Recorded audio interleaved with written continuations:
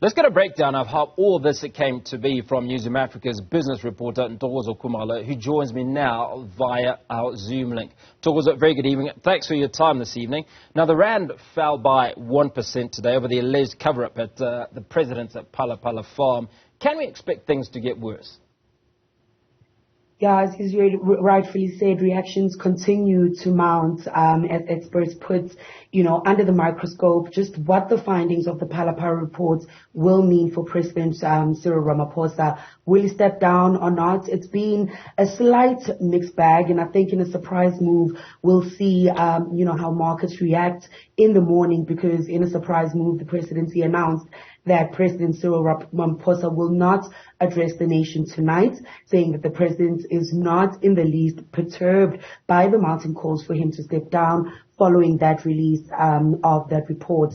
Now, of course, some economists have also come out this afternoon, saying that the weakening of the rand that we saw throughout the day could not be attributed to only the president's scandal, although that was, of course, a contributing factor.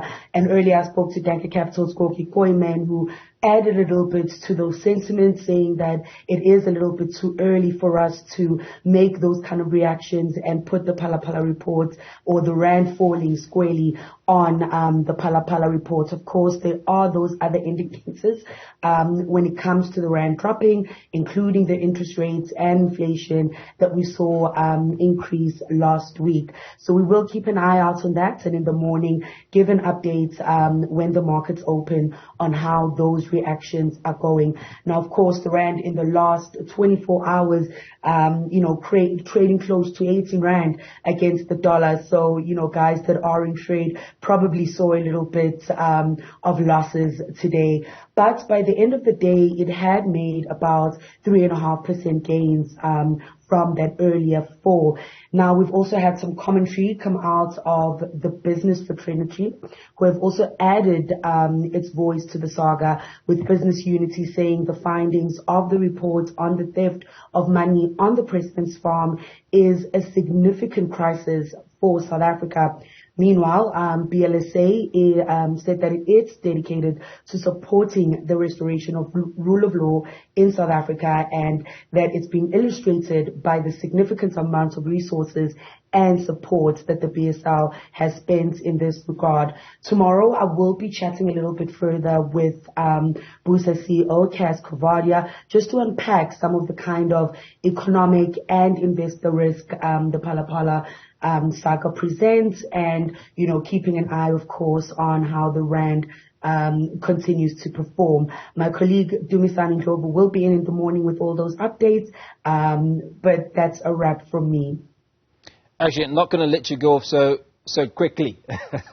I know you want to get some sleep, but let's talk a little bit about ratings agencies across the globe that have been watching South Africa very, very closely. Is this another time where they're monitoring South Africa closely because of what's transpiring?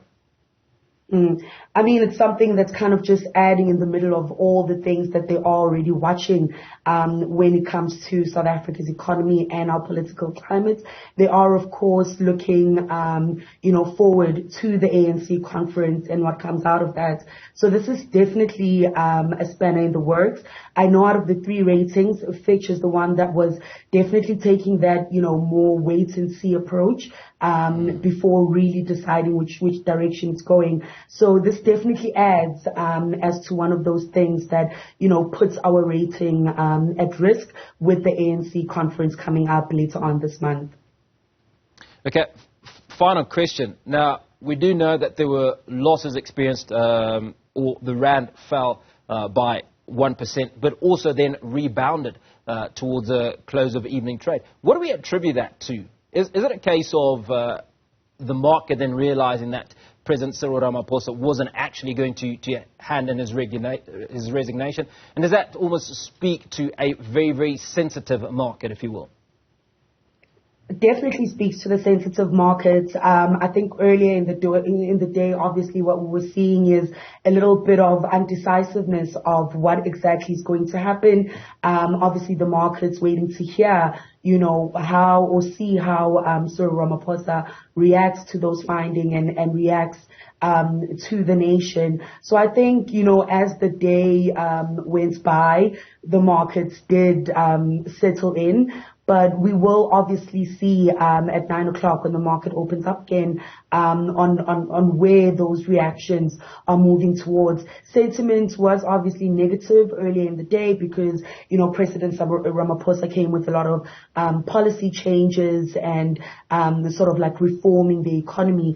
So obviously investors are a little bit jittery about where he stands right now and if he will be standing down, but obviously we've heard that it doesn't look that he is faced by that. So I think the market is starting to settle down a little bit in that regard, but we will see a little bit more out of that tomorrow. Ntokozo, appreciate your time. You may have a good night. Thank you so much. Our business reporter Ntokozo Khumalo giving us Market Watch on Africa Today.